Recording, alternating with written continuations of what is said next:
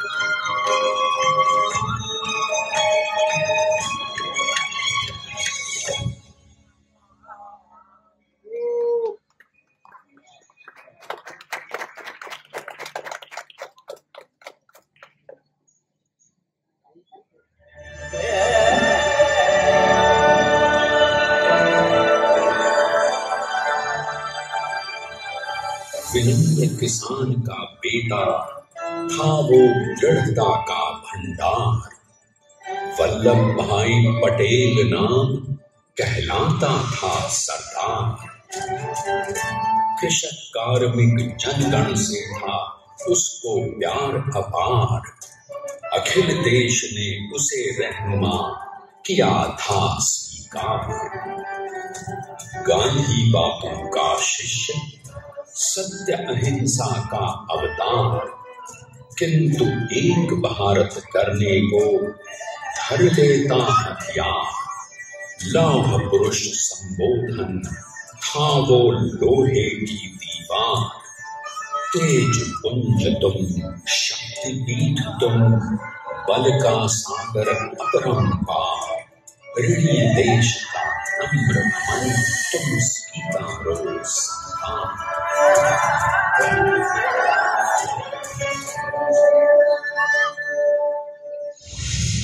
1857 में अंग्रेजों को ललकारने वाले पहले स्वतंत्रता संग्राम के एक सक्रिय सिपाही थे झवेर भाई पटेल।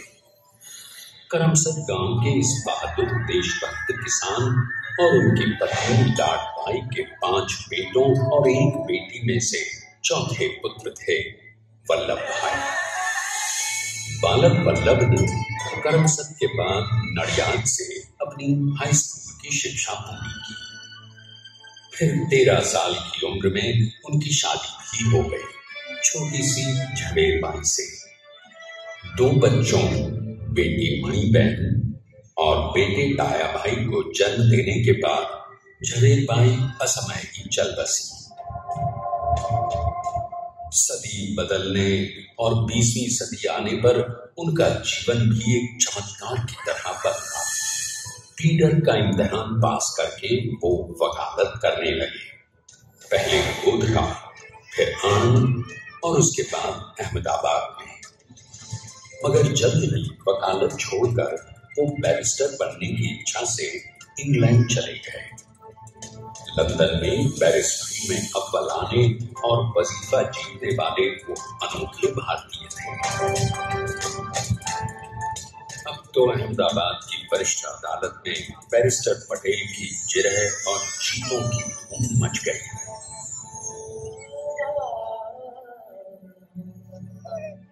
तभी एक युग पुरुष ने वल्लभ भाई के जीवन की धारा ही बदल दी।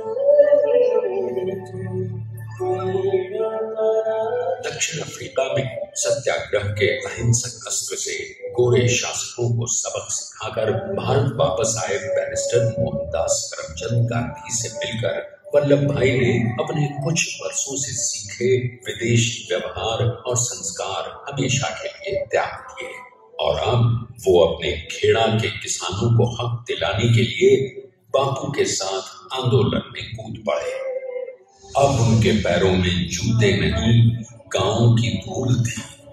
हृदय में भारत भूमि की शस्य श्यामला धरती, मन में थे गांधी और मस्तिष्क में एक नए स्वतंत्र भारत का सपना।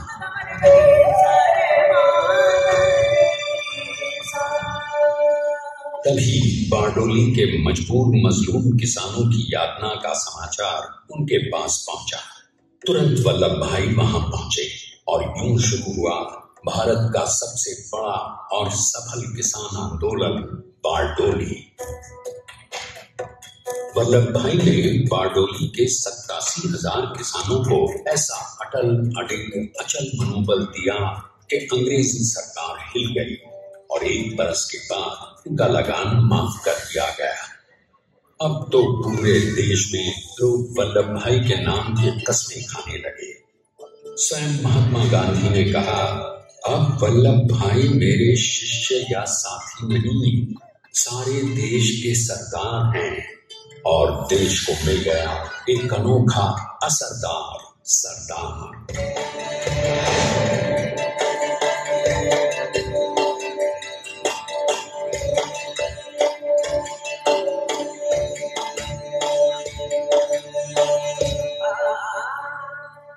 सरदार पटेल के नाम और देशभक्ति से अंग्रेज डर कर कांपने लगे। 1930 के नमक सत्याग्रह और दांडी कूच में वो बापू से भी पहले गिरफ्तार किए गए। तो 1932 में फिर उन्हें बापू के साथ ही जेल में 2 सालों के लिए डाल दिया गया। मगर आजादी के दीवानों को, स्वतंत्रता के परवानों को कौन गिरफ्तार कर पाया है? जेल से छूटते ही सरदार को कांग्रेस के नए राष्ट्राध्यक्ष पद पर चुना गया और उनकी सरपरस्ती में राष्ट्रवादी भारतीयों ने तमाम ब्रिटिश सूबों में जीत हासिल कर वहां अपनी स्थानिक सरकारें बनाई। किंतु सरकार का सपना केवल सरकार बनाना नहीं था। उनका स्वप्न तो था एक ऐसे नए भारत का जहां हर रंग, हर रूप, हर जात, मजहब, तबके का हिंदुस्तानी एक साथ मिलकर एक ऐसा नया भारत बना सके जहां पूर्ण स्वराज के साथ सारे समाज को गरीबी, अशिक्षा, छुआछूत से भी आजादी मिल जाए। इसकी पहली रणनीति थी भारत को अंग्रेजों की गुलामी से आजादी, ताकि भारत के लोगों की अपनी सरकार सबके साथ और सबके विकास के लिए काम कर सके।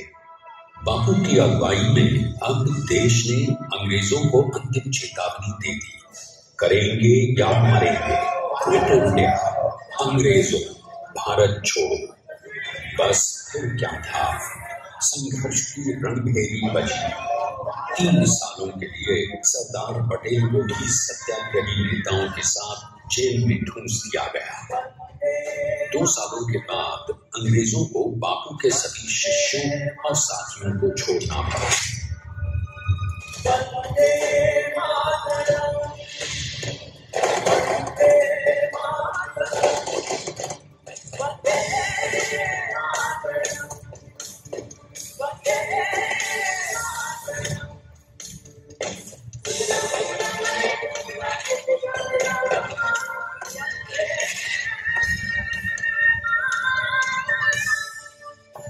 स्वतंत्रता के स्वप्न के सच होने के साथ अब सरदार पर कई एक नई जिम्मेदारियां थीं। आने वाली आजादी की तैयारी और एक नए भारत के लिए नए लोकतांत्रिक संविधान की संरचना। जैसा उनके साथी ने खुद कहा था, सरदार ने ही 6वीं हथौड़ी लेकर एक नए भारत को उकेरा है।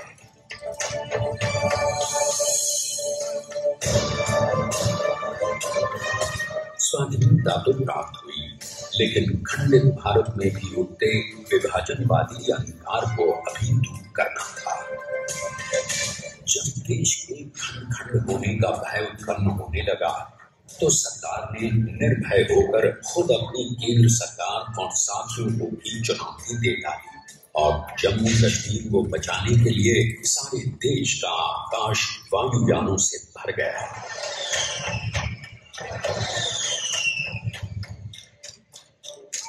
और फिर हैदराबाद और जूनागढ़ के भारत में विलयीकरण को पाकिस्तान से चुनौती मिली। सरकार चाहते थे कि देश की 1 इंच धरती अब और विभाजित नहीं होनी चाहिए। नए भारत को एक करने के लिए समझा बुझाकर मनाकर 565 रियासतों को सरकार ने अपनी सूझबूझ सदाशयिता संबल से एक नए स्वतंत्र भारत का अभिन्न अंग बना दिया। हमारे इतिहास में अखंड भारत के पुरुषार्थ का ये एक महानतम अध्याय है। जैसा उन्होंने स्वयं कहा था, हमें नए धागों को पुराने ताने बाने में ऐसे पिरोना है कि एक दूसरे में गुंथ जाए और बेहतरीन बनावट वाला एक नया भारत उभर कर सामने आ सके। अंततः अपने वज्र दृढ़ संकल्प से एक नया विराट विशाल एक भारत श्रेष्ठ भारत बनाकर दिखा ही दिया सरदार ने।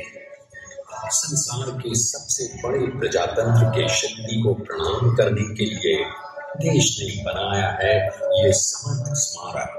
स्वाधीन भारत को समर्थ भारत में बदलने वाले सरदार पटेल को समर्पित प्रेरणा तीर्थ भी है। प्रधानमंत्री श्री नरेंद्र मोदी के नेतृत्व में बनी विश्व की इस विशालतम प्रतिमा के सामने आकर सारी दुनिया जैसे स्वयं ही नतमस्तक हो जाती है।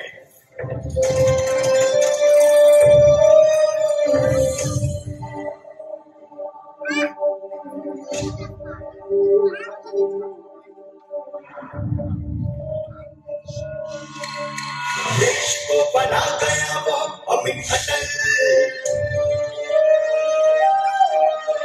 हरा सका उसे न कोई शत्रु दल।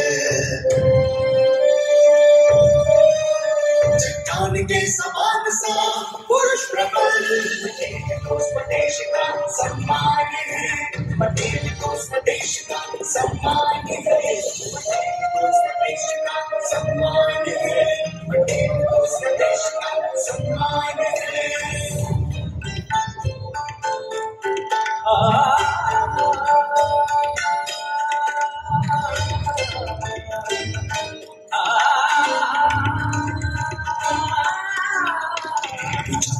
आकाश को छुए उड़े, गहराइयां समुद्र की कदम अधिक जमीन पर जमे हुए। पटेल अपनी आन बान शान है, पटेल अपनी आन बान शान है, पटेल को स्वदेश का सम्मान है।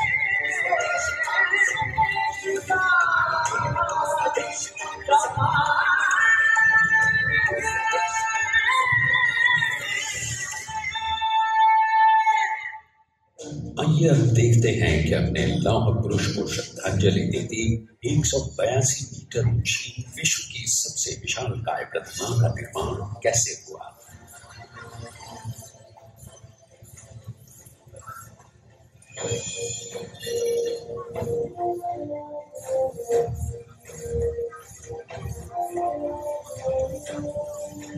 गगन छूती इस अद्वितीय अभूतपूर्व प्रतिमा को बनाने के लिए सबसे पहले नदी पर 4500 क्यूबिक मीटर का राफ्ट बना और फिर सीधा 600 फीट का कंक्रीट का कोर बनाया गया।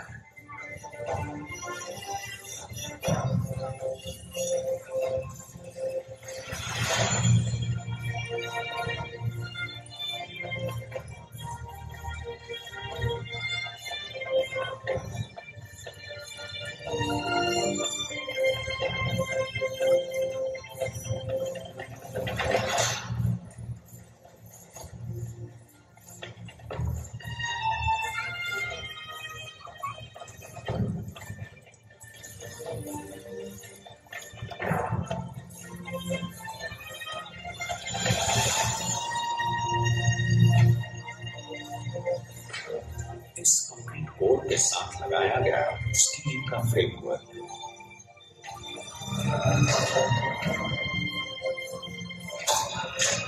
और इस फ्रेमिंग पर 6500 ब्रॉन्ज के पीसेस लगाए गए।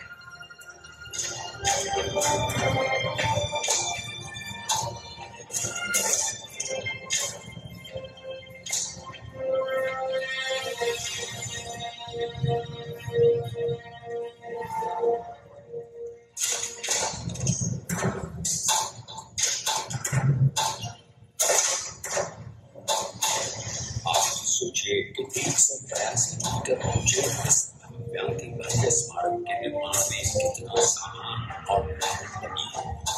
70,000 metric ton cement, 18,500 metric ton reinforcement steel, 6,000 metric ton structural steel और 1,700 मीट्रिक टन ब्रॉन्ज स्टील।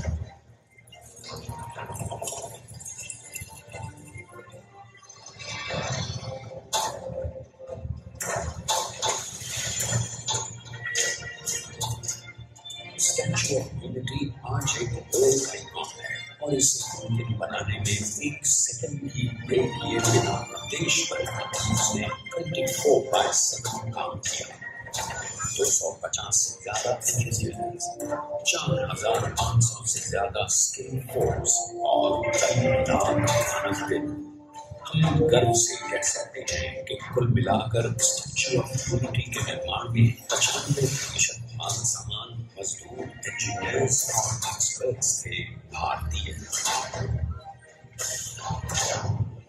जानते हैं कि 182 मीटर ऊंची इस भव्य प्रतिमा को बनाने में कितना समय लगा। डिजाइन के लिए 12 महीने और निर्माण के लिए 34 महीने, यानी कुल मिलाकर केवल 46 महीने।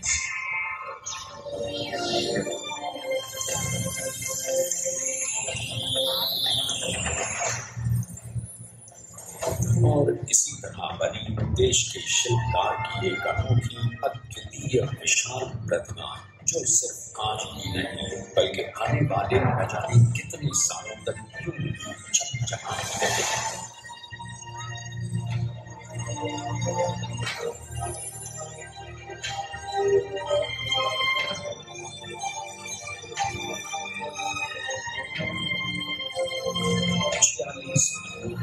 लगातार बिना रुके एकजुट होकर न जाने कितनों ने परिश्रम किया और उनका साथ दिया भारत की 125 करोड़ जनता। और तभी मुमकिन हो पाया एक ऐतिहासिक निर्माण जो मुझे कहलाता है भारत की नई पहचान। स्टैच्यू ऑफ यूनिटी, विश्व की सबसे ऊंची प्रतिमा।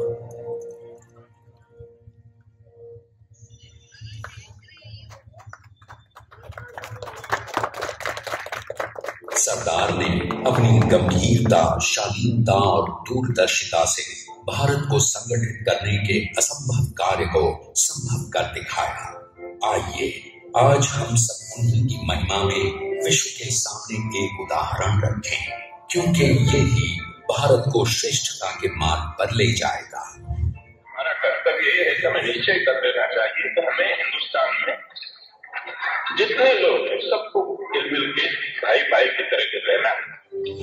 स्टैच्यू ऑफ यूनिटी एकता की प्रतिमा और श्रेष्ठता का प्रतिबिंब है। एक पहल है इस अखंड भारत को श्रेष्ठ भारत बनाने के सपने को पूरा करने के लिए। एक पुकार है हम सबको एकजुट होने के लिए। एक आंदोलन है भारत को सबसे आगे ले जाने के लिए, श्रेष्ठ बनाने के लिए। आपके योगदान और विश्वास से ही बनेगा एक भारत श्रेष्ठ भारत। एकता का संदेश है कि भाषा ने भाव एक, राज्य ने, राष्ट्र एक, पंथ ने, लक्ष्य एक, बोली अनेक, स्वर एक, रंग अनेक, तिरंगा एक, समाज अनेक, भारत एक, रिवाज अनेक, संस्कार एक, योजना अनेक, मकसद एक, कार्य अनेक, संकल्प एक, राह अनेक, मंजिल एक, पहनावा अनेक, दीपा एक, चेहरे अनेक, मुस्कान एक। ये एकता का संदेश लेकर के हम चले। और भाइयों बहनों, ये भारत की विशेषता है, विविधता में एकता। यही भारत की विशेषता